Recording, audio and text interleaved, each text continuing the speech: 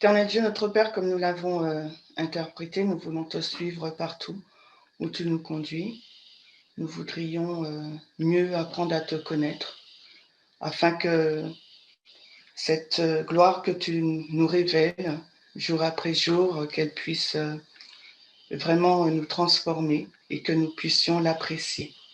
Nous te demandons de nous garder et nous conduire tout au long de cette étude afin de nous affermir dans la foi en Jésus-Christ et dans le message qu'il nous envoie à travers ces deux messagers, afin que nous puissions être prêts pour l'œuvre auprès des Lévites, mais aussi l'œuvre au sein de notre famille, l'œuvre que tu souhaites réaliser en chacun d'entre nous, et l'œuvre la plus extraordinaire que tu nous réserves, que tu as réservée pour toute l'humanité, l'œuvre auprès des Nétiniens. Que tu puisses nous qualifier tout un chacun et que tu puisses nous affermir et nous fortifier.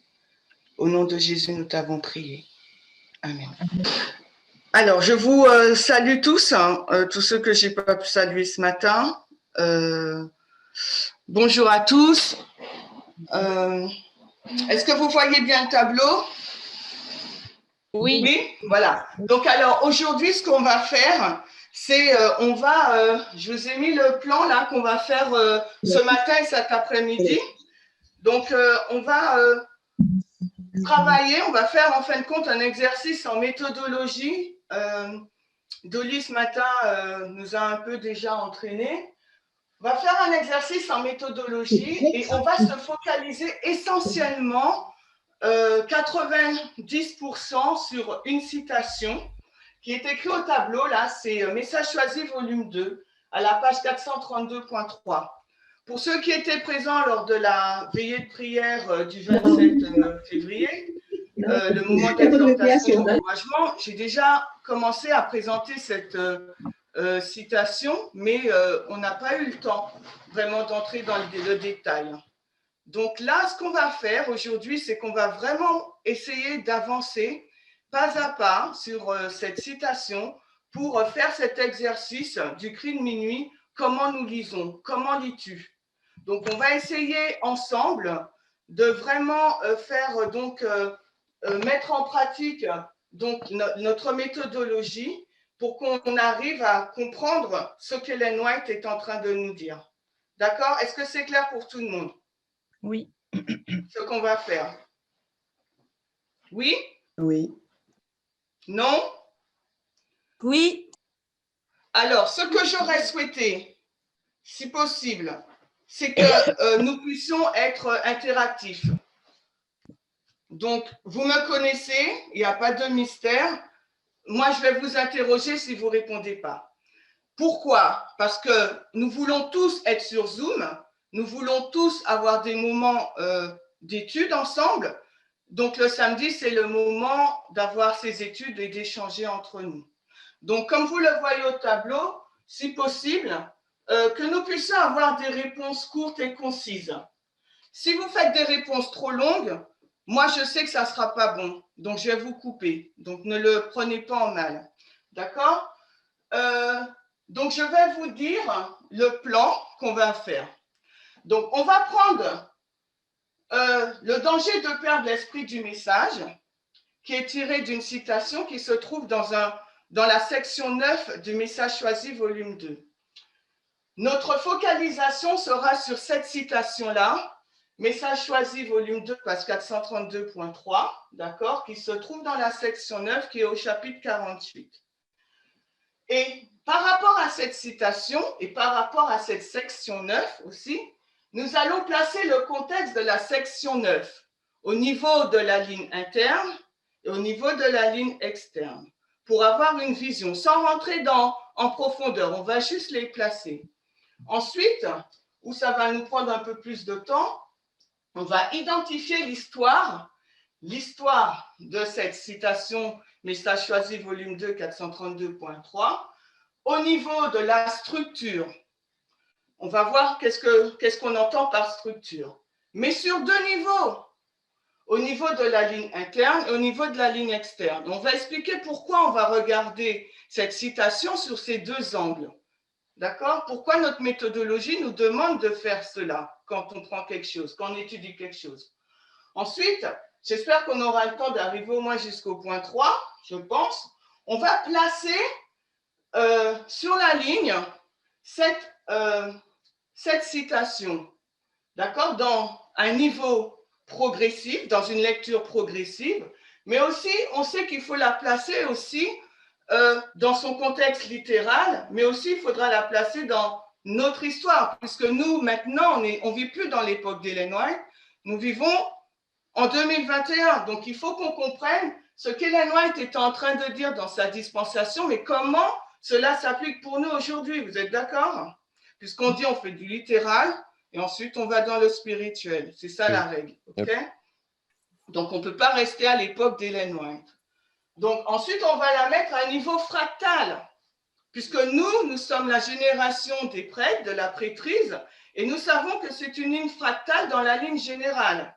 Donc, vous voyez, il y aura trois étapes successives pour bien placer cette citation dans le contexte, afin que lorsque on va la lire en application, on va la lire bien sûr dans le contexte littéral, mais on ne va pas trop s'attarder. Mais quand on va la lire dans le contexte spirituel, on va faire également ce même exercice. On va rechercher déjà la relation de cause à effet qui existe, qu'Ellen White nous montre. Ce n'est pas nous qui inventons, c'est Ellen White qui parle, puisqu'on travaille sur ses écrits. On va faire donc la comparaison et le contraste, et on va définir les mots. Mais ça, c'est cet après-midi. Pour savoir maintenant comment Ellen White a appliqué cette citation dans son contexte, parce que vous allez voir qu'elle fait, on va y arriver progressivement, mais elle est en train de comparer, quand on va comparer dans le littéral, elle compare avec une autre ligne. Mais nous, quand on va prendre cette citation pour la comparer dans notre dispensation, on va la prendre pas forcément avec la ligne qu'Ellen White nous donne, mais vous allez comprendre cet après-midi, puisque c'est dans le texte en lui-même. Et ensuite, on va le mettre dans notre histoire en interne et en externe. Et on va finir par des encouragements. C'est vaste, mais est-ce que vous comprenez l'exercice qu'on va faire de méthodologie qu'on va faire par rapport à un texte de l'esprit de prophétie? Est-ce que vous comprenez ce qu'on va faire? Oui, Chimène. Oui, c'est bon pour tout le monde? Oui. Donc, du coup, là, ce qu'on va faire, on va rentrer déjà donc, dans le vif du sujet. Et rappelez-vous, on essaye de comprendre le contexte de Message choisi, volume 2, la page 432, le paragraphe 3. Mais avant d'entrer dans le vif du sujet de cette citation, qu'est-ce que nous dit notre méthodologie? Elle nous dit qu'il nous faut placer donc la citation. Il nous faut placer la citation dans le contexte. Donc, je vais essayer de vous montrer donc le PowerPoint. Voilà. Vous voyez, on va prendre donc cette section 9 que vous voyez au tableau là. Et comme on n'a pas beaucoup de temps, je vous l'ai déjà mis sur une ligne. La section 9 commence avec le chapitre 47 jusqu'au chapitre 53. D'accord? Cette section 9 s'intitule « Alors que nous approchons de la fin ». Quand on voit ce titre « Alors que nous approchons de la fin », à quoi cela vous fait-il penser? Est-ce que quelqu'un a une idée? Alors, est-ce que vous pouvez juste vous présenter parce que je ne reconnais pas toutes les voix, s'il vous plaît. Il y avait 2 personnes qui parlaient. Josiane. Alors que nous approchons de la fin, est-ce que cela, je vais demander la question, j'ai posé la question à Sylvia. Sylvia, est-ce que tu es là? Est-ce que tu peux me dire quand tu entends ce titre, alors que nous approchons de la fin, à quoi cela te fait-il penser? Au retour de Christ. Alors, au retour de Christ, j'ai posé la question à David. David, à quoi cela te fait-il penser aussi? Quel David? Qu'importe, un David. Au terme de la grande controverse. Fin de la grande controverse. Pascal, ce sont des réponses justes. Pascal, à quoi cela te fait-il penser?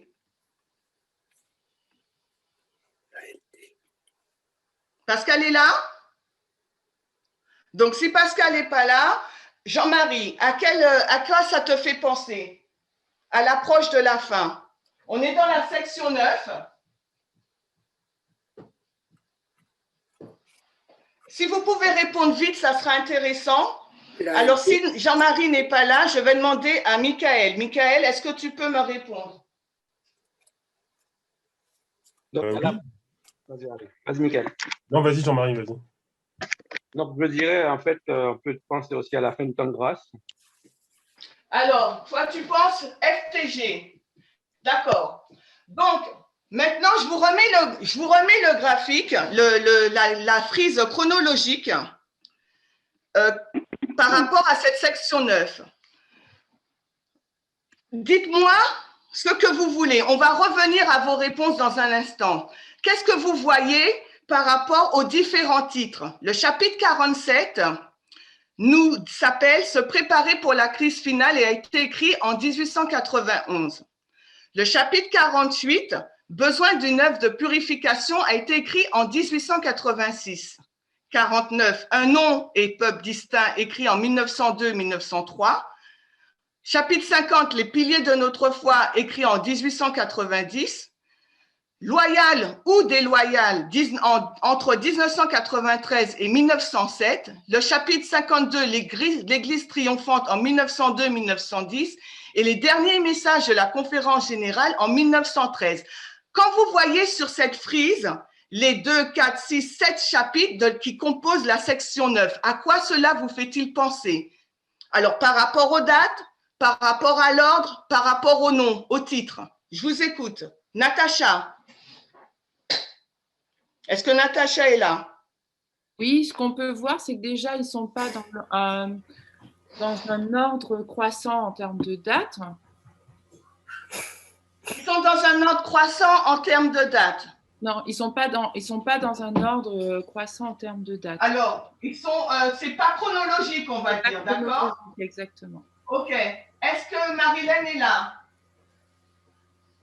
Marilène, j'aimerais t'entendre. Je suis là. Alors, qu'est-ce que toi, quand tu vois ces titres et ces années, toujours par rapport au thème, à quoi cela te fait-il penser? Ça me fait tourner autour des années 1888. J'entends pas. Alors, ça me renvoie aux années 1888. Je tourne autour de cette période-là. Ok, très bien. Quelqu'un d'autre voudrait dire quelque chose? Gaëlle.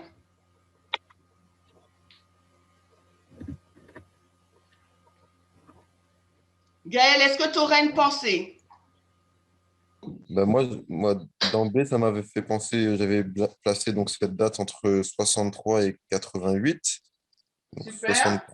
63, c'est la date où il pensait que Jésus allait revenir. D'accord. Donc, toi, tu passes place en 1863-1888. Merci. Est-ce qu'il y a quelqu'un qui voudrait dire une autre pensée? Ça me fait penser à la LD. Qui est-ce qui a parlé? Dina. Dina, super. C'est la réponse que j'attendais. Ça nous fait penser à la LD. Mais maintenant, pourquoi? Quel élément t'a induit ou t'a pas induit en erreur, mais t'a au contraire permis de comprendre cela? Ben déjà, le titre du chapitre 47. Alors, chapitre 47.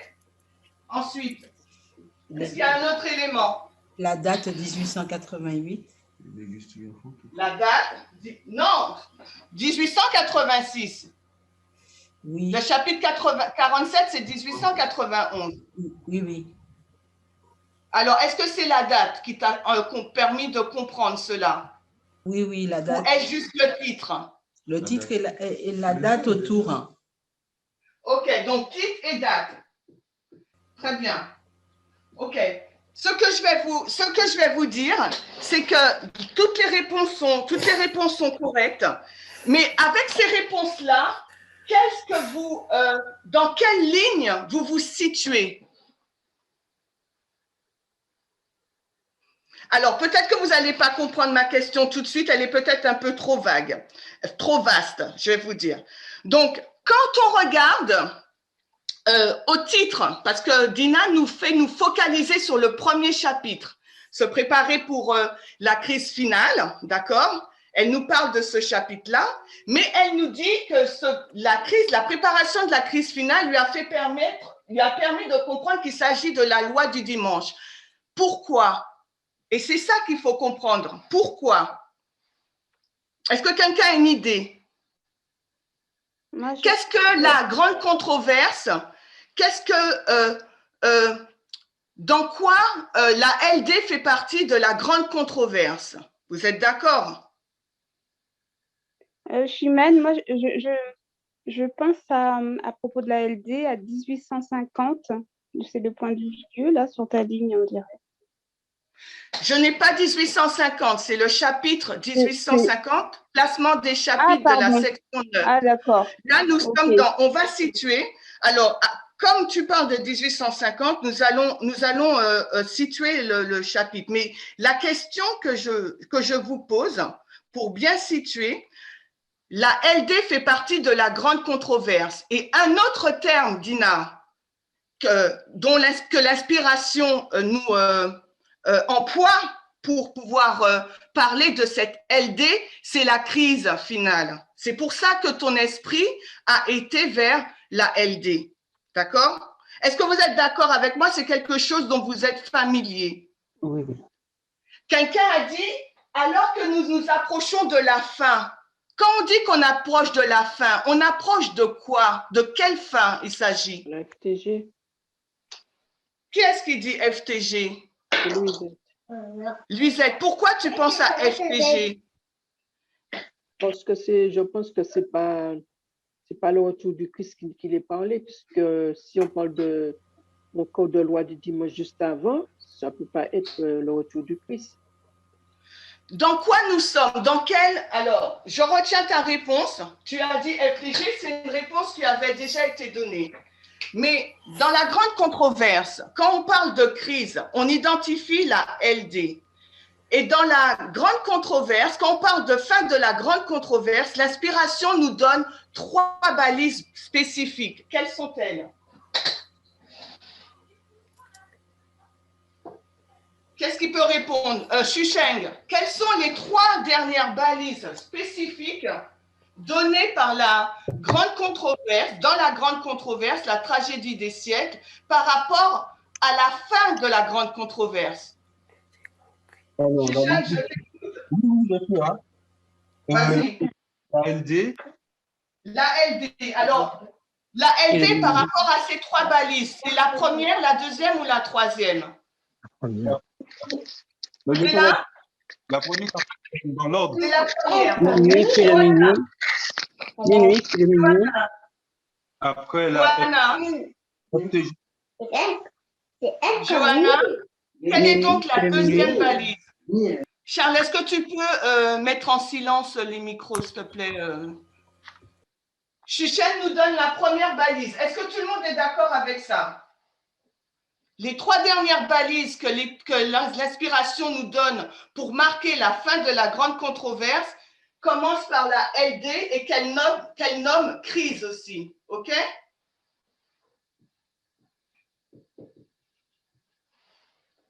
Ensuite, qui est-ce qui a la deuxième balise, Johanna? Quelle est-elle? La réponse est au tableau.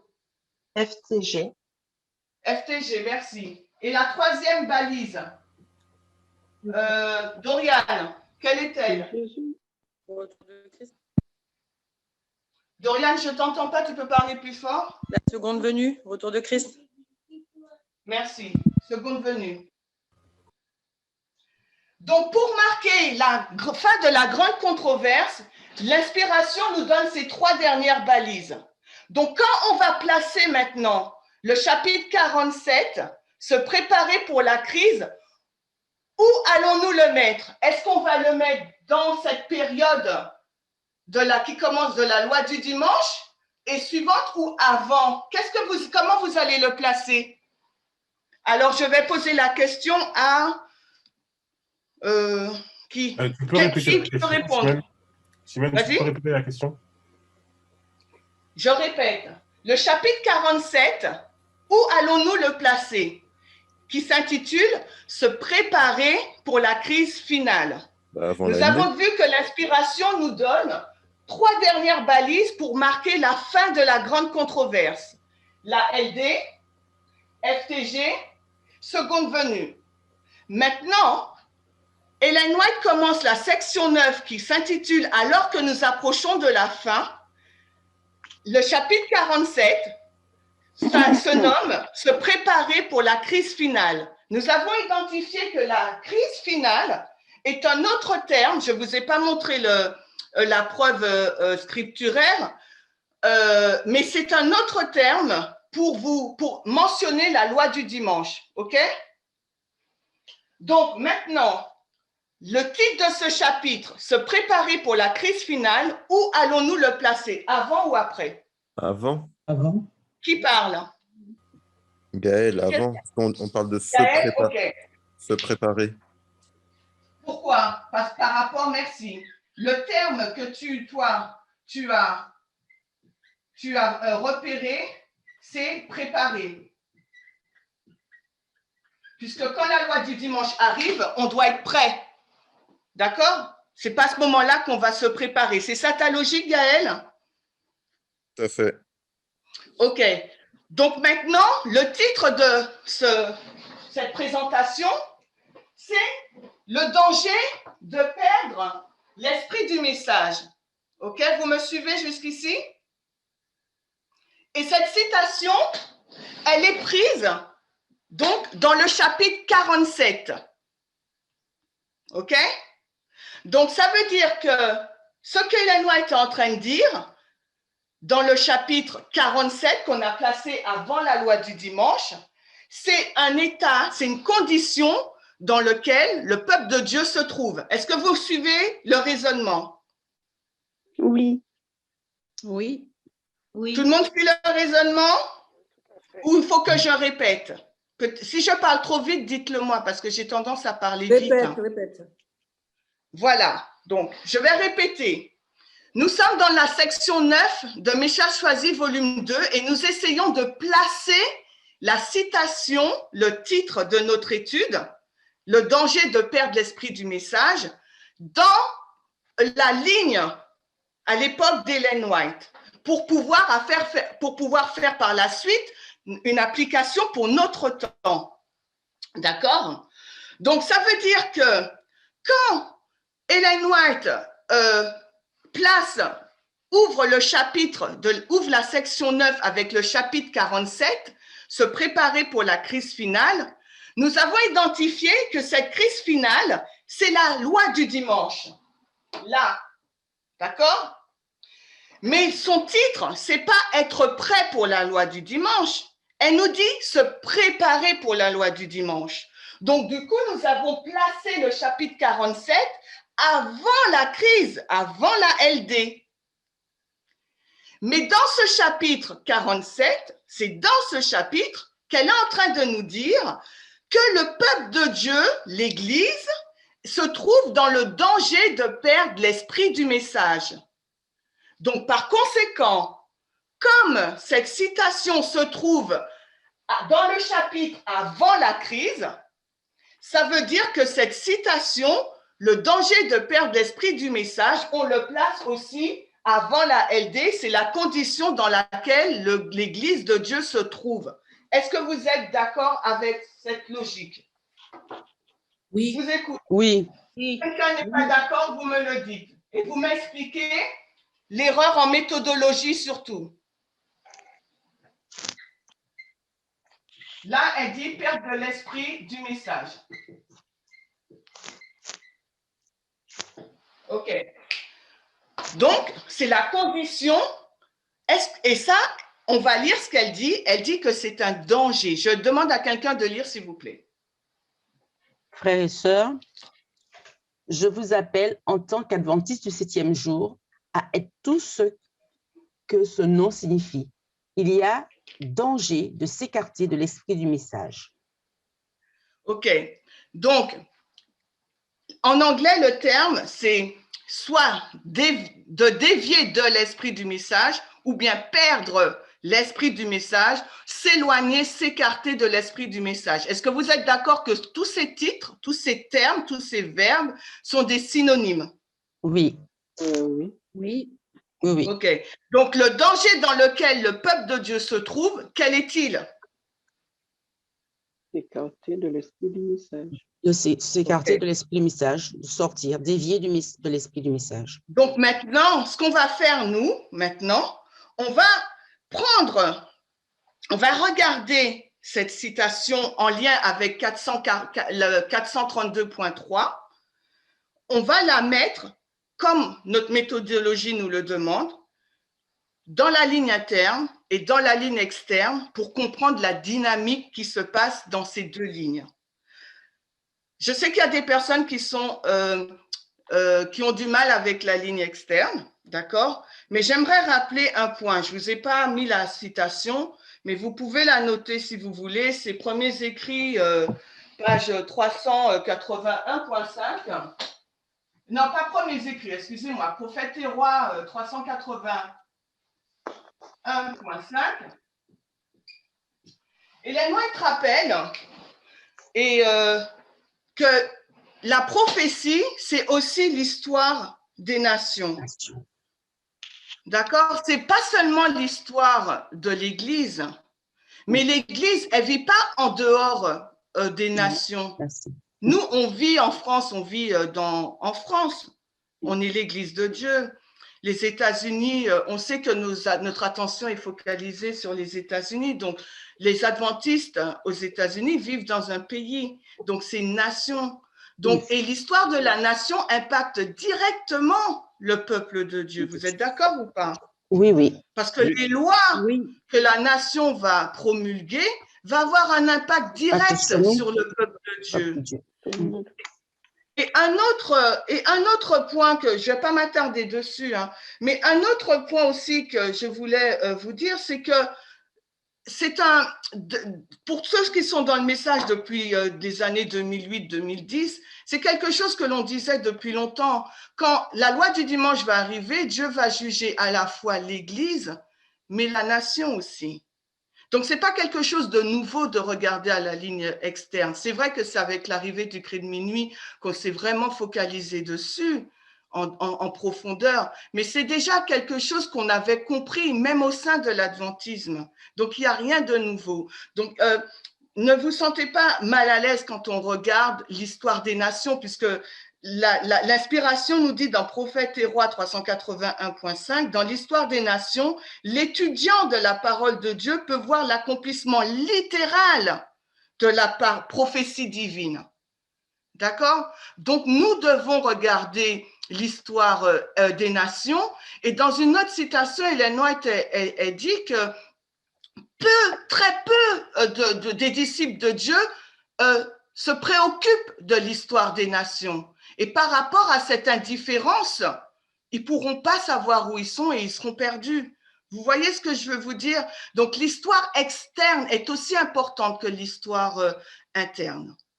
Donc, deuxièmement, pour qu'on va regarder à l'histoire externe, je prends vraiment le temps, hein, je suis désolée parce que ça ne sert à rien que j'aille vite et on ne comprend rien, je prends le temps. Donc, la loi du dimanche, ça fait partie de quelle histoire? La loi du dimanche fait partie de quelle ligne? 144. Pardon? Personne ne sait de quelle ligne fait partie l'histoire de la loi du dimanche? Ligne des 144 000. Non, on est dans la ligne interne ou externe? Je dirais des deux lignes. Qu'est-ce qui a parlé? C'est Johanna, c'est ça? Johanna, je dirais des deux lignes, interne et externe. Mais premièrement, c'est laquelle? Est-ce que la ligne interne a le pouvoir de placer, de promulguer une loi? Non, c'est externe. Qui va opprimer. Donc, interne en Pardon? premier. La ligne Est-ce interne. que l'Église, est-ce que toi, en tant qu'Église, tu as la possibilité au niveau du gouvernement de promulguer une loi impie qui va oppresser les consciences? Non, non, c'est plutôt externe. Voilà. Donc, la loi du dimanche, premièrement, c'est dans la ligne externe. Mais cette ligne externe, comme je viens vous le dire, le peuple de Dieu vit dans un pays. Donc, cette ligne externe va impacter directement le peuple de Dieu. Est-ce que vous me suivez? Oui. Oui. D'accord?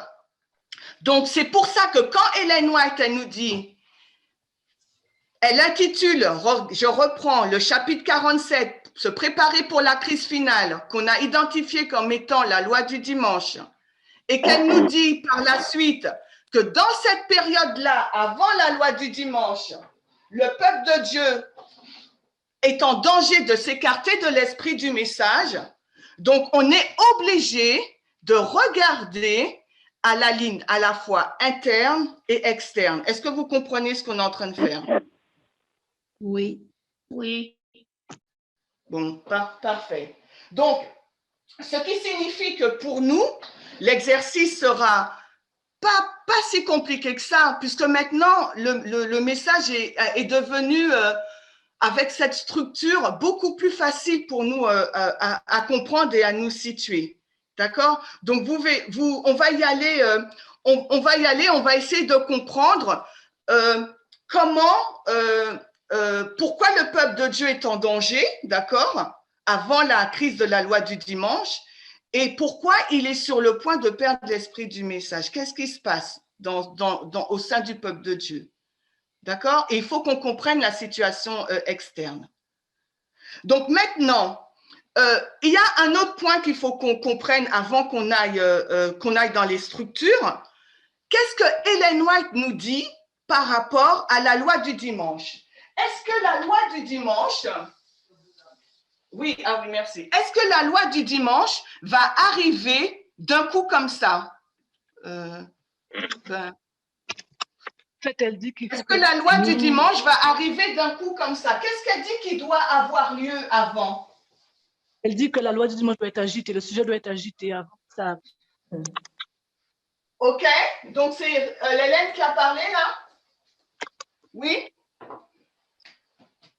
Donc, on est sur la ligne, on remet notre ligne, on a nos 3 balises, d'accord? On marque la LD, qui est la crise. Nous sommes là. Hop, on est là, le chapitre 47, donc c'est le danger. Et là, Marilyn nous dit que... Est-ce que tu peux éteindre ton micro, s'il te plaît? Marilyn, tu nous dis que le sujet de la LD doit être agité, c'est ça? C'est Hélène qui a parlé? Oui. OK, donc alors, mais qu'est-ce qu'elle dit d'autre? C'est juste, le sujet de la loi du dimanche doit être agité. On peut le trouver, je crois, dans la grande controverse, la page 691, 81, je ne me rappelle plus exactement de la pagination. Qu'est-ce qu'elle dit d'autre? Quel état d'esprit doit avoir lieu par rapport à cette loi du dimanche? Moi, je n'ai pas pris ces citations-là parce que je me suis dit c'est des choses qu'on connaît depuis longtemps. Donc, je n'ai pas pris ces citations pour vous les montrer.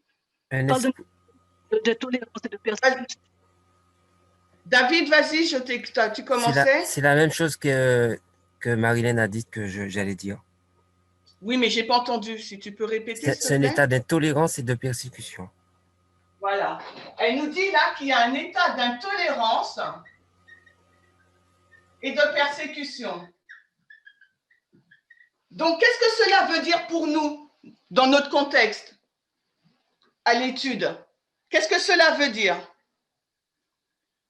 Que le peuple de Dieu, puisqu'il doit être préparé pour la loi du dimanche, donc il est dans une période où le sujet de la loi du dimanche est agité et où il y a donc aussi cet esprit d'intolérance et de persécution qu'il doit voir. Alors, comment on va mettre ça? Il faut qu'il le voie. D'accord? Vous êtes d'accord avec moi? Oui. Oui? Oui. Oui. Ou il faut que je répète? Il faut que je répète la logique. Je n'ai pas besoin de répéter la logique. Le peuple de Dieu se trouve juste avant la loi du dimanche. OK? Et donc, Ellen White nous dit que la structure, le modèle, avant que la loi du dimanche puisse être votée, le sujet doit être agité, mais aussi on doit avoir un état d'esprit d'intolérance et de persécution dans le pays. Ça ne veut pas dire qu'on va vous tuer, hein? D'accord? OK. Donc, et on a placé toutes les caractéristiques pour pouvoir avancer. OK? Maintenant, on va retourner dans notre chapitre, dans nos PowerPoint, pour pouvoir placer le point 2, identifier l'histoire selon la structure, ligne interne, ligne externe. Donc, je vous remets le graphique. Préparation pour la crise finale. On va dans la ligne maintenant, d'accord? On va dans la ligne interne, puisque Ellen White s'adresse à l'Église. On va dans la ligne interne. Je mets LI pour ligne interne. Ah, vous connaissez, donnez-moi les trois structures. Là, on est, rappelez-vous ce que je vous dis, on est dans le chapitre 47, mais nous, on veut aller dans le chapitre 48. Chapitre 47 a été écrit en 1891. Chapitre 48 a été écrit en 1886. Je vais poser la question à, David Rémini. Est-ce que tu peux me dire, David, dans quelle histoire nous nous trouvons au niveau de la ligne interne?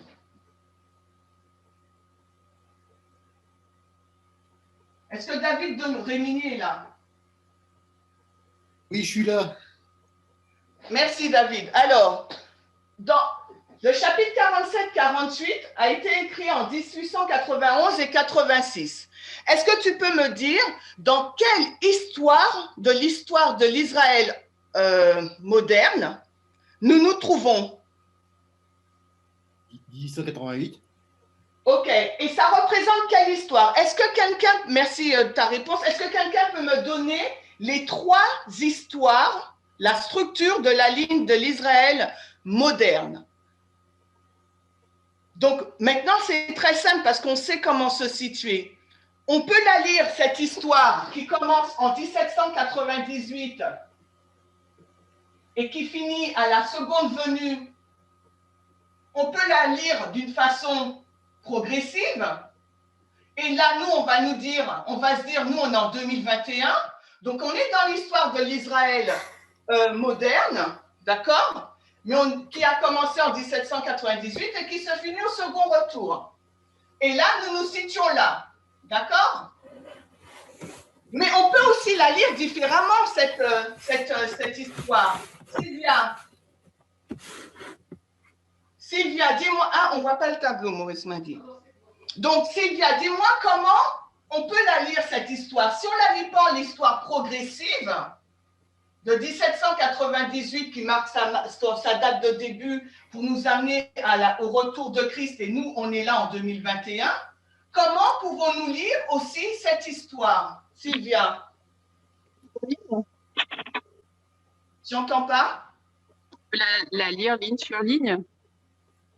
Oui, la lire ligne sur ligne, par dispensation aussi. Alors, est-ce que maintenant, nous, ce qui nous intéresse, c'est de la lire par dispensation? D'accord? Alors maintenant, dis-moi, par dispensation, où nous plaçons, donne-moi combien de dispensations il y a, et est-ce que tu peux me les nommer ou dater? Je t'écoute.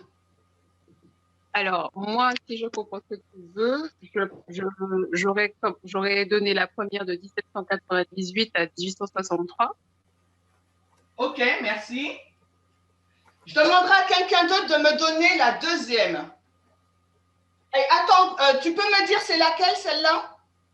C'est l'histoire de qui? Émile Hérite. Ok.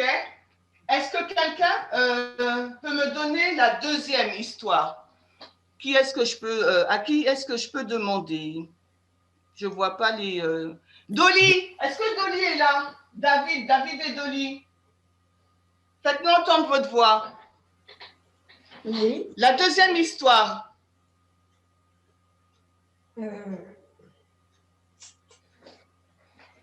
Je sais pas.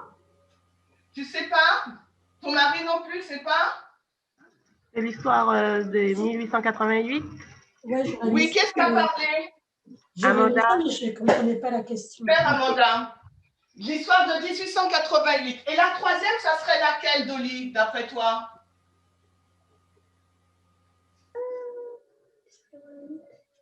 La troisième histoire de l'Israël moderne, ça serait la nôtre. Donc, elle commence quand? 989.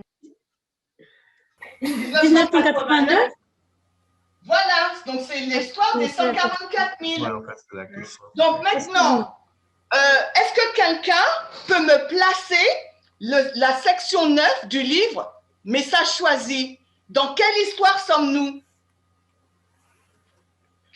Pascal ou Jean-Bernard, est-ce qu'ils sont là? Non, ils ne sont pas là. Alors, bon, je vois, quelqu'un peut répondre. Dans quelle histoire sommes-nous dans la section 9? Nous sommes dans la deuxième histoire. La deuxième histoire. Voilà, nous sommes là. Et maintenant, vous voyez tout à l'heure, quand Dina a dit préparation pour la crise. Moi, je ne vous ai donné aucun texte et je vous ai dit, on a confirmé que c'était la loi du dimanche. Dina, est-ce que tu vois pourquoi tu avais raison sans donner de texte? Que par le titre?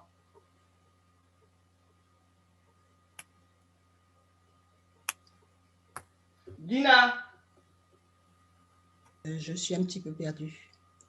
On est à la section 9 au niveau de l'Église, mais on est dans les années 1888. Dans les années 1888, Ellen White, elle écrit quel livre?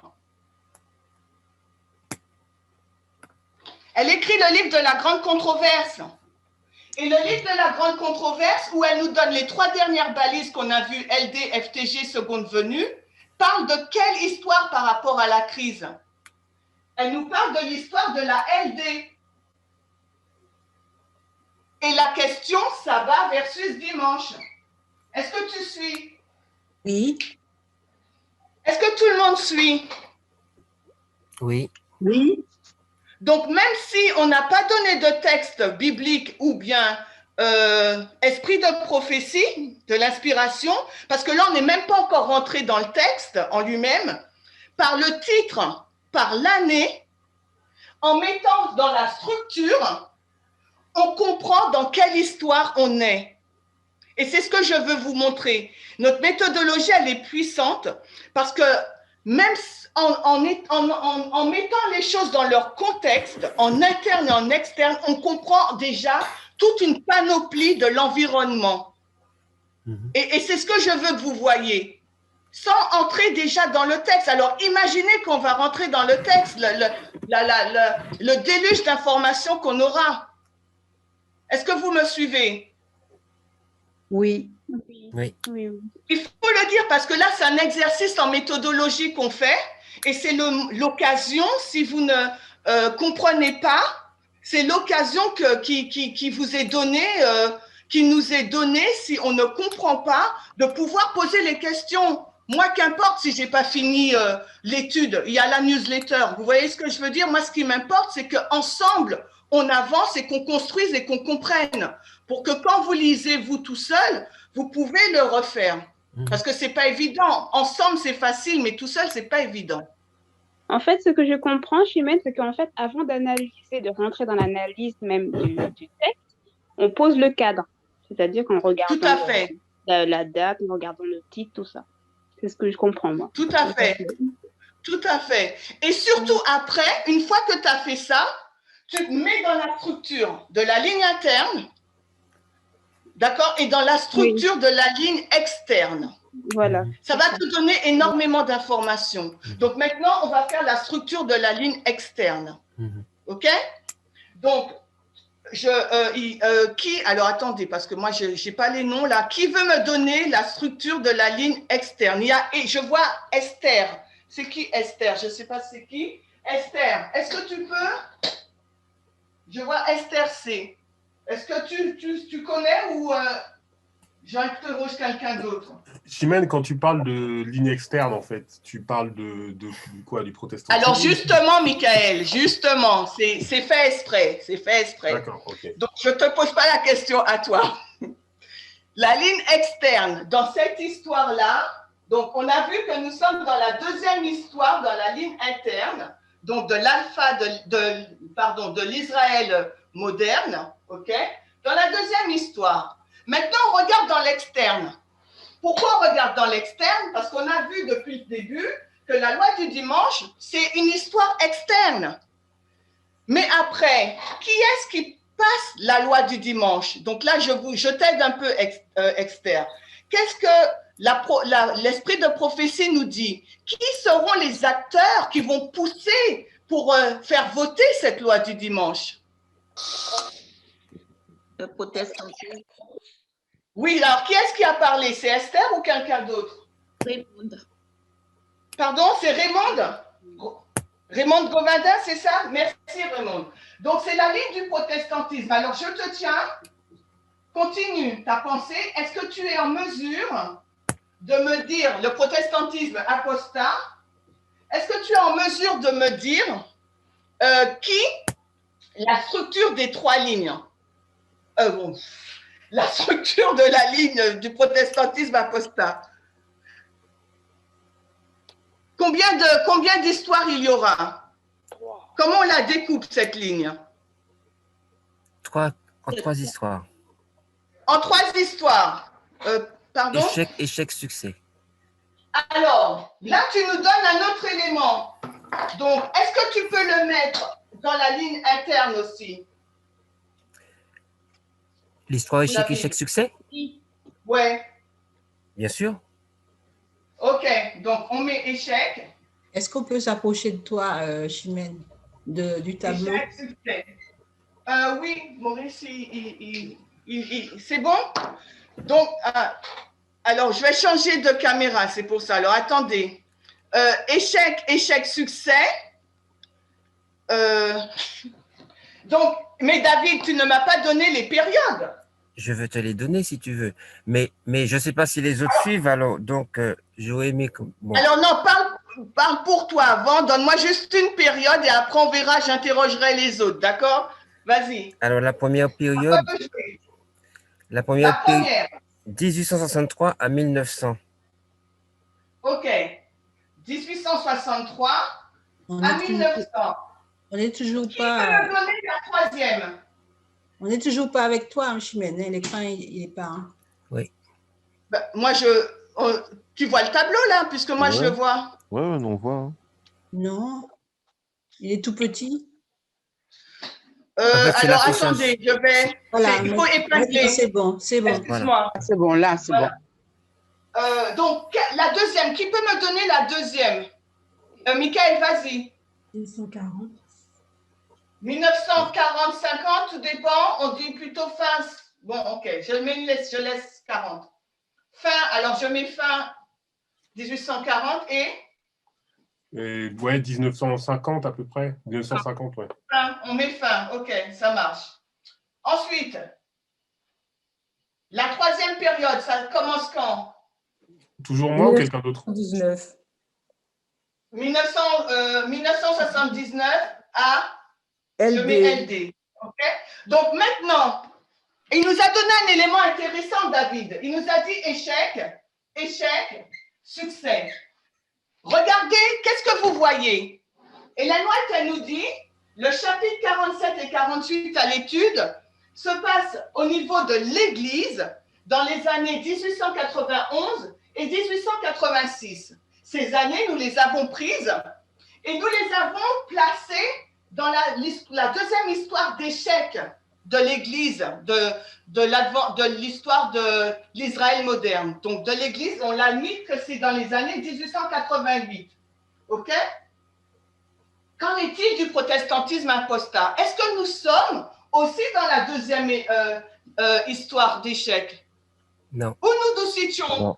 La première. La première. Dans la première. OK?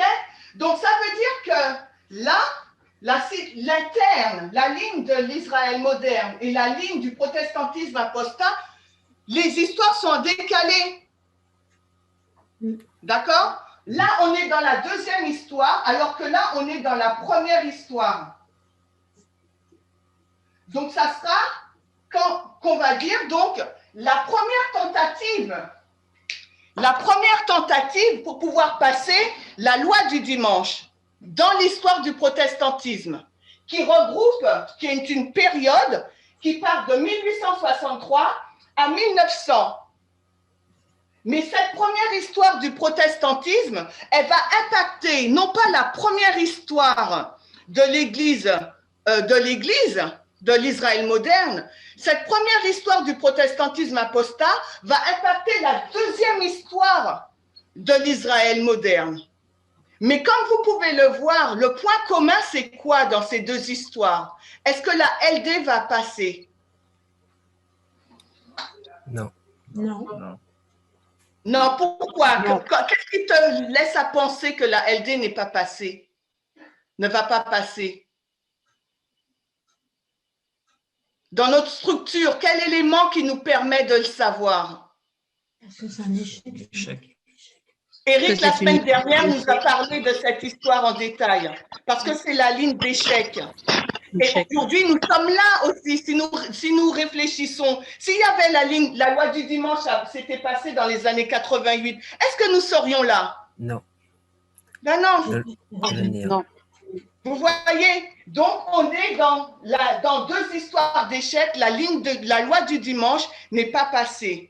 Et Michael, je me rappelle, dans une étude, nous avait montré la citation d'Évangélisée écrite en 1900, dans les années 1900, disant que Jésus a retardé sa venue parce que le peuple n'était pas prêt.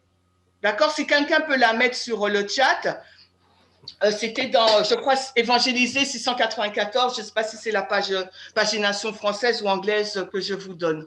OK? Est-ce que vous comprenez comment on a placé le contexte de section 9 de Messages choisis, volume 2, avec le chapitre 47? Parce qu'on va faire la même chose pour le chapitre 48, où toute notre attention sera focalisée sur cette citation, Messages choisis, volume 2, 432.3. Alors, est-ce que vous avez compris le cheminement qu'on a fait? Oui. Il y a un oui timide. Dites-moi, ça ne me dérange pas de répéter. Oui. Donc, je vais répéter. Ou c'est bon? Excuse-moi, Chimène. Oui, répète. Oui, Laurence. Oui, je t'écoute. Je comprends en gros ce que tu dis, mais je ne comprends pas comment on a posé les dates 1863-1900, puis après 40 à 50 et 79. Alors, voilà. Donc, ça, c'est l'étude de Tess. C'est l'étude que Tess a faite comment dirais-je, au camp meeting de Finn en décembre-janvier. Donc, tu pourras regarder. Mais là, l'élément de réponse que je peux te donner, c'est, et tu vas le voir dans l'étude si tu viens cet après-midi, on va identifier un mouvement. Donc, sous le protestantisme apostat, en 1868 et en 1863, bon, on va y aller maintenant pour répondre à ta question, il y avait un mouvement en place. N'oubliez pas qu'on est dans le contexte de la loi du dimanche. Et ce mouvement commence à voir le jour dans les années 1863. Dans les années 1863, nous sommes dans quoi? Dans la ligne externe. Nous sommes dans quelle situation? Le pays des États-Unis se trouve dans quelle situation? Guerre civile. La guerre civile. La guerre civile. Par rapport à l'esclavage. On est dans la guerre. Alors, je vais écrire un peu plus haut. Je vais écrire là. On est dans la guerre civile. D'accord? Et qu'est-ce qui s'est passé dans cette guerre civile? Comment ces mouvements, alors 1863, la guerre civile c'est 1861, 1865. D'accord? Pourquoi on souligne 1863? Qu'est-ce qui s'est passé? Il s'est passé deux événements qui sont tout à fait rattachés, Laurence, avec cette histoire du protestantisme. Parce que dans la première histoire du protestantisme, 1863 à 1900, c'est là que tu vas les voir se mettre en place pour pouvoir justement promulguer, à faire des avancées au niveau du gouvernement. Ils vont faire des demandes pour changer la Constitution. Donc, est-ce que quelqu'un sait de quoi je parle, de quel mouvement Tu parles de la NRA. Oui, mais en français. Mouvement de réforme nationale. Mouvement de réforme nationale. Pour ceux qui ne connaissent pas cette étude, il y a une newsletter sur le site où on a vraiment expliqué justement, Laurence, ces trois périodes. Oui. D'accord? Et ces mouvements-là. Et Tess aussi, l'année dernière, en 2019, à l'École des prophètes, les vidéos 27 et 28, elles parlent en long et en large de cette histoire et comment on a identifié ces dates. D'accord? Vidéo 27 et 28, étude École des prophètes 2019 sur le site LGC, ou bien newsletter LGC qui a été postée en février dernier. En Dieu nous croyons. En Dieu nous croyons, merci.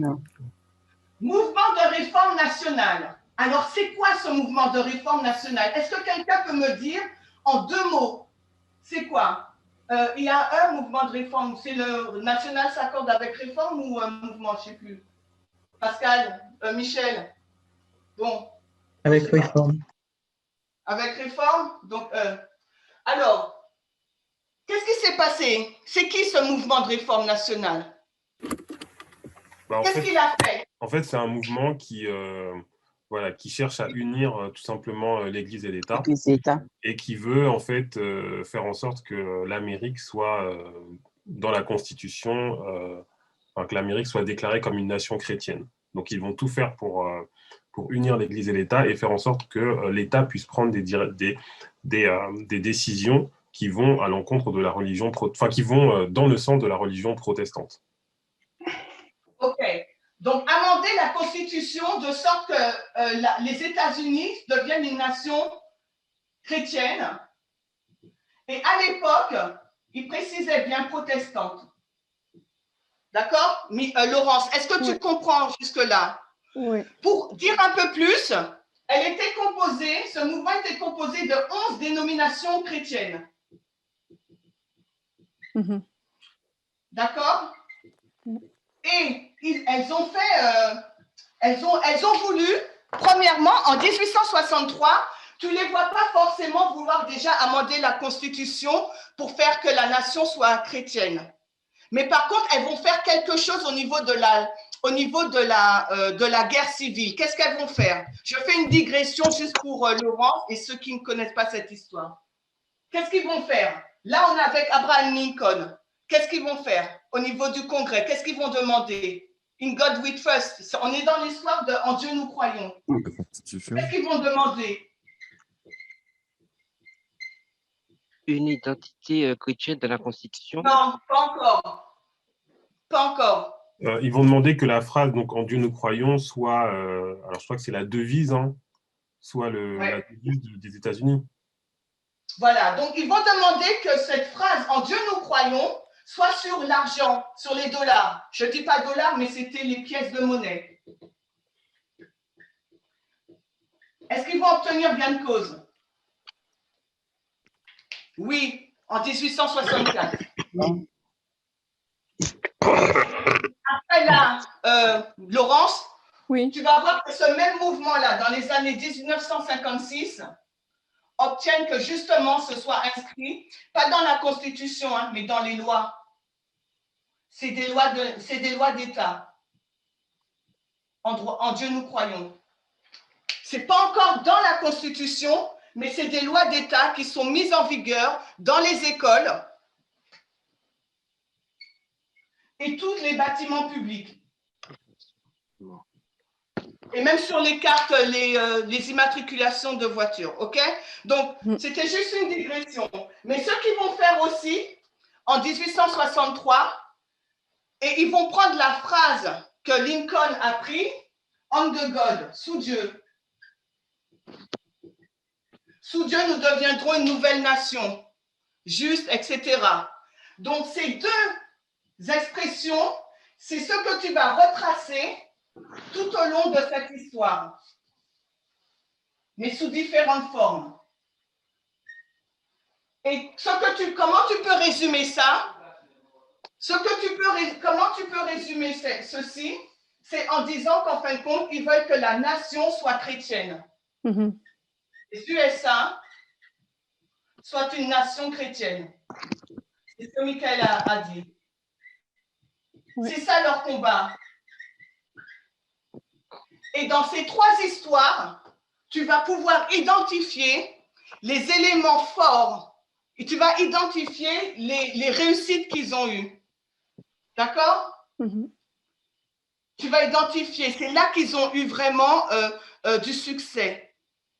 Mais ce n'est pas le cadre de notre étude, donc je ne vais pas rentrer dedans. Est-ce que ces informations sont suffisantes pour toi? Merci, oui, merci beaucoup. Oui? Oui. Est-ce que d'autres personnes ont des questions sur la ligne, sur le protestantisme apostat et leurs actions? Ça va? Donc, la première histoire d'échec dans la ligne du protestantisme apostat pour passer la loi du dimanche commence dans les années 1863 jusqu'à 1900. Et dans cette période, première histoire, on va voir énormément de choses. On va voir justement les actions pour faire, les actions progressives pour que la nation devienne et une identité chrétienne. Donc, on va demander à ce que la monnaie soit posée sur la monnaie en Dieu nous croyons, la prière, etc. Et on va voir déjà que cette phrase sous Dieu va être déjà implantée dans la nation, mais c'est cette notion sous Dieu, on va plutôt voir le conflit dans la deuxième histoire, mais ce n'est pas notre focalisation de l'étude. Ce n'est pas ce sur quoi nous nous focalisons dans cette étude. Donc, nous, on comprend qu'en 1863, nous avons donc ce mouvement, la NRA en anglais, mais Mouvement national de réforme, qui commence. Et cette histoire 1863 à 1900 représente la deuxième histoire pour la ligne de l'Israël moderne. Et on sait qu'en 1880, et Ellen White nous dit par rapport au titre du chapitre 47, se préparer pour la crise, qu'on est dans la période de la loi du dimanche. D'accord? Donc maintenant, ce qu'on va faire, on a posé le contexte, c'est clair pour tout le monde, vous m'avez dit, on va rentrer maintenant dans la ligne externe, premièrement, pour savoir si on a raison, si Dina avait raison, quand elle nous disait que nous sommes en 1800, nous sommes dans la période de la loi du dimanche. D'accord? Donc, qu'est-ce qui s'est passé maintenant? Qu'est-ce qui s'est passé dans cette histoire-là? Et rappelez-vous ce qu'on a dit, le sujet de la LD doit être agité, on doit avoir un état d'esprit d'intolérance et de persécution.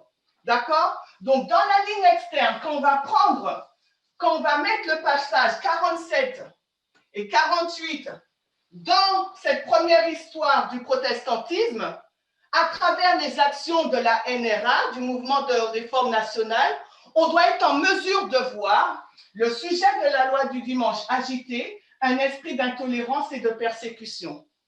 Et on va comprendre tout le sens de la citation d'Ellen White. Elle ouvre le chapitre 47 qui se trouve dans la section 9 par ces mots, le peuple de Dieu est en danger de perdre l'esprit du message.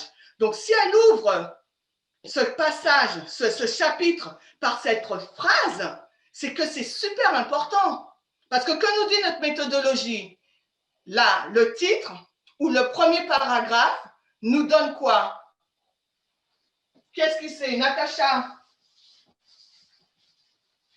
Tout l'essence du message se trouve dans le premier paragraphe. Voilà. Merci. toutes les sens est enfermé et impacté dans ce premier paragraphe. Et souvent, on dit même dans la première phrase. OK? Donc, c'est pour ça que je me suis arrêtée dessus. Donc, maintenant, alors, qu'est-ce qui s'est passé en 1886? Je monte un peu comme ça. OK. Donc, nous sommes dans cette histoire-là, 1863, 1900. Johanna Victor, dis-moi qu'est-ce que tu sais de cette histoire? Tu le mets en lien avec notre histoire là, 1886, 1891. Qu'est-ce qui s'est passé? Qu'est-ce que tu sais?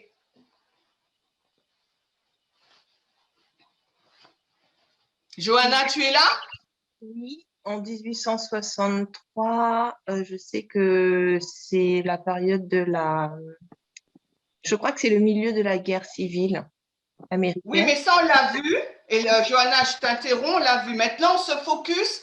On est excuse-moi, on va dire, on est entre 1880 et 1800. Je veux qu'on se focalise sur cette période-là maintenant. Puisqu'on veut comprendre pourquoi Ellen White nous dit que le peuple de Dieu est en danger. Et si tu regardes, on est en 1886. Par rapport à 1891. Et il faut qu'on voit le sujet de la loi du dimanche agité, l'esprit d'intolérance et de persécution. Avant qu'on lise les citations, je veux savoir ce qu'on sait de cette histoire en tant qu'adventiste. Alors, je vais donner quelques éléments. Bon, ça va être un peu... voilà. Je vais donner très concis, tu me donnes un élément, c'est tout. Lequel tu choisis? 1888, quand A.T. Jones... Hein? 1888. Alors, dis-moi, A.T. Jones quoi? Il va... A.T. Jones quoi? Il va, comment dire, au Congrès. Donc, alors, là, on est dans la ligne externe. Donc, ce qu'on retient, je mets A.T. Jones, mais bon, Congrès. Donc, qu'est-ce qu'on retient? A.T. Jones ou Congrès, puisqu'on est dans la ligne externe? Congrès. Voilà, on retient Congrès. Mais l'un et l'autre sont liés, on va voir avec l'histoire. OK. Quelqu'un d'autre, s'il vous plaît. Charles, il me reste combien de temps? 10 minutes, il m'a dit, c'est ça? OK. Un peu moins maintenant, il te reste 7 minutes. OK, merci Charles. Donc, quelqu'un d'autre, qu'est-ce que vous connaissez dans cette histoire? Eh bien alors, si A.T. Jones il va au Congrès, qu'est-ce qui se passe? C'est pourquoi? Pourquoi il va au Congrès, A.T. Jones? Qu'est-ce qui se passe? Il y a un décret pour faire amender la Constitution, non? Amender la Constitution, on remarque. OK? Quelqu'un a dit quoi d'autre? D'autres éléments de réponse? Il y avait un décret. Un décret? Le décret, il est voté? Quand tu dis il y a un décret, je comprends que le décret est voté. Est-ce que je comprends mal? Sur le point de... Exprime ta pensée. En fin de compte, je veux juste savoir ce que tu veux dire. Est-ce qu'il y a un décret en cours, en progression, ou est-ce que le décret est voté? Un décret en cours. Un décret en cours. Décret en cours, super. Est-ce que quelqu'un d'autre a d'autres éléments de réponse? Alors, je ne vais pas rentrer déjà dans cette... Allez, oui? En fait, lorsque A.T. Jones il va au Congrès, en fait, il visait au respect du premier amendement et au maintien de l'égalité, en fait, de la liberté de conscience. Non, je t'arrête, David, excuse-moi, je t'arrête. Réponse courte et concise. Et tu me donnes un fait. Là, tu m'expliques ce que A.T. Jones a été faire au Congrès. C'est parce que je veux. Je veux les faits, l'histoire. Qu'est-ce qui s'est passé? Là, tu me donnes déjà une explication. Tu comprends la différence, David? Oui. Alors, si lorsque... Là, tu me fais une explication, moi, je veux des faits. Quels sont les faits dans cette histoire? Jusque-là, on a A.T. Jones qui va au Congrès. Il y a une personne qui a dit il doit amender la Constitution. Il y a une autre personne qui a dit le décret est en cours. Est-ce qu'il y a un autre élément? Je n'ai pas dit que tout cela est bon. Hein? Je liste vos réponses. Est-ce qu'il y a quelqu'un qui veut donner une autre réponse? Oui, donc moi. Qu'est-ce qui se passe en 1888? Alors, ce qui se passe, c'est qu'il y a, il y a une proposition de loi par un sénateur qui s'appelle Blair et qui veut. Alors, stop, Michael. Donc, décret en cours. Est-ce que tu signifies, pour toi, est-ce que c'est la même chose, un projet de loi? Est-ce qu'on peut mettre égal? Non, ce n'est pas la même chose. Donc, différent d'un projet de loi. Une proposition, en fait. Projet de loi. Oui, c'est un projet de loi. Ouais. Donc, l'élément important que tu nous donnes un nom. Alors maintenant, ce que je vais demander, est-ce que quelqu'un, et on va finir dessus, tu nous donnes Bill Blair. Est-ce que quelqu'un a la date? Et on va finir sur ce point-là. Donc, vous n'avez pas la date. Je vais vous mettre 21 mai 1888. OK? Maintenant, c'était quelle chambre du Congrès? Bill Blair, c'était qui? C'était qui, Bill Blair? C'était un sénateur. Merci. Donc, ça veut dire qu'il est au Congrès. Au Sénat. Mais quelle chambre? Est-ce que vous savez? Donc, lui, il se battait, je vais vous le dire, parce que moi, oui, je le savais, je ne sais pas que je ne le savais pas. C'était au niveau du travail, plus éducation. C'est quel terme? Quand on parle de travail et d'éducation, on est dans quel domaine? L'économique, social, je ne sais plus, santé, on est dans quel domaine? Dans le social. On est dans le social. Ensuite, on est dans l'éducatif et on est dans l'économique. Alors, retenez bien ça. Nous sommes, je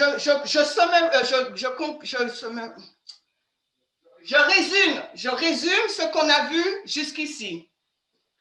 Nous nous focalisons sur la section 9 de Messages choisis, volume 2. D'accord? Qui est une compilation d'articles qui comprend 7 chapitres, le chapitre 47 au chapitre 53. Nous avons vu que ces chapitres ne sont pas dans un ordre chronologique, mais grâce au titre et à la date de rédaction ou de publication de ces chapitres, nous pouvons identifier le contexte. Grâce à la structure de la ligne de l'Israël moderne, non pas en lecture progressive, mais en lecture dispensationelle, ligne sur ligne, nous avons pu identifier que nous sommes dans la deuxième histoire d'échec des années 1888 de l'histoire de l'Israël moderne, en interne.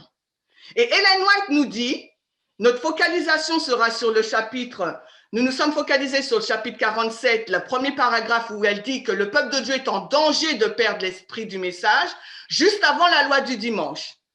Donc, on a compris que cette histoire de 1888 et que cette préparation pour la crise, c'est la loi du dimanche parce que c'est un autre terme pour identifier la loi du dimanche et qui nous montre la première des 3 balises qui mènent à la fin de la grande controverse. Nous sommes dans une guerre de procuration. Satan, dès le commencement, a dit que le gouvernement de Dieu est un gouvernement dictatorial. C'est une dictature, je ne sais pas si ça se dit dictatorial. C'est une dictature et que Jésus, son caractère, il n'est pas amour. Donc là, nous sommes dans une guerre de procuration. Et Ellen White nous montre que le peuple de Dieu, dans le peuple de Dieu, on ne l'a pas vu, mais on le verra après, mais par les titres, elle nous montre qu'il y a ceux qui sont loyaux et ceux qui sont déloyaux. Elle nous montre que l'Église a besoin d'une purification. Elle nous montre que l'Église doit se préparer. Tout un contexte avant que cette crise arrive, le début de la fin de la grande controverse, okay? Qui va rétablir l'honneur de Dieu et révéler son caractère. Maintenant, comme on ne peut pas, comme l'histoire, comme la prophétie, on a vu, c'est l'histoire des nations Et la loi du dimanche, c'est une loi qui touche premièrement les nations, puisque c'est une loi, donc c'est au niveau législatif qu'elle est votée. Mais comme le peuple de Dieu vit dans un pays, ça va impacter directement le peuple de Dieu. Donc, nous sommes obligés de mettre cette histoire dans la structure aussi de la ligne externe. Et quand je dis ligne externe, c'est la ligne du protestantisme. Pourquoi? Parce que l'esprit de prophétie nous dit que c'est donc le protestantisme apostat qui va pousser pour qu'il puisse avoir une loi du dimanche. Dans l'histoire de 1888, en ligne interne, la section 9 se trouve dans la deuxième histoire. Tandis que pour la ligne du protestantisme apostat, nous sommes dans la première histoire, 1863 à 1900. Nous avons identifié le mouvement qui allait générer cette action pour mettre en place une loi du dimanche. Donc, on a vu que, vous m'avez listé que dans ces années 1800, dans cette période de 1888, les années 1890, il y a eu donc un projet de loi ou bien un décret en cours. Il y a eu le sénateur Bill Blair. Il y a eu la date, je vous ai donné la date du 21 mai et je vous ai dit qu'il est dans la section travail-éducation, donc tout ce qui touche au social, à l'éducatif et à l'économie. Pourquoi je vous donne cette information? Quand on va faire comparaison et contraste avec notre histoire, ça va prendre du sens, même si pour aujourd'hui, là, pour le moment, ça ne vous parle pas. Donc, nous comprenons que dès 1863, le mouvement de réforme nationale était déjà en action pour que on l'a englobé dans ce terme, simple, pour que les États-Unis deviennent une nation chrétienne. D'accord? Et maintenant, il nous faut comprendre qu'est-ce qui s'est passé en externe en 1883. Et nous devons reconnaître le schéma qu'Ellen White nous donne dans la grande controverse, que la loi du dimanche n'arrive pas comme un cheveu sur la soupe. Le sujet doit être agité, il doit y avoir un esprit d'intolérance et de persécution. Donc, quand elle écrit en 1886, ça veut dire que, cet après-midi, nous le verrons, que le sujet de la loi du dimanche a déjà été agité ou est en cours d'être agité. Donc maintenant, c'est quand notre question? Quand le sujet est agité? Et comment? D'accord? Et pourquoi? Et ensuite, cet après-midi, une fois qu'on aura identifié cette histoire dans l'externe, on pourra mieux se concentrer que sur la ligne interne, la ligne de l'Israël moderne, parce qu'on aura le contexte externe et ça va mieux nous parler. D'accord? Et il ne faut pas oublier le combat, la guerre de procuration dans laquelle nous sommes et la mission que Dieu nous demande d'avoir de rétablir son caractère aux yeux de l'humanité. Donc, je vous invite à vous connecter pour ceux qui le veulent cet après-midi pour la suite. Comme vous avez pu voir, nous avons fait que le point 1 et 2 et je voulais arriver déjà au point 3, mais ce n'est pas grave. Mais j'espère que même si on n'a pas fini l'étude, que cet exercice en méthodologie puisse nous aider à comprendre et à mieux lire. D'accord? Et merci pour votre interactivité, votre interaction. Merci pour votre participation et prenons la position qui convient maintenant pour la prière.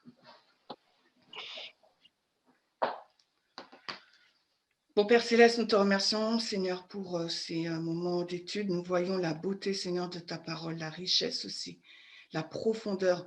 Et nous comprenons pourquoi dans l'éternité, nous passerons, Seigneur, toute l'éternité à apprendre de toi. Et nous avons hâte de ce moment, Seigneur. Mais avant, tu nous interpelles aujourd'hui en nous disant que nous sommes en danger.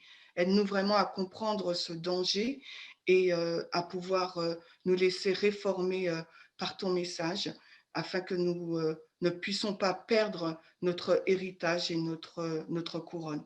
Nous te demandons de continuer de nous conduire et jusqu'à ce que nous puissions nous retrouver. Nous t'avons prié dans le nom de Jésus. Amen.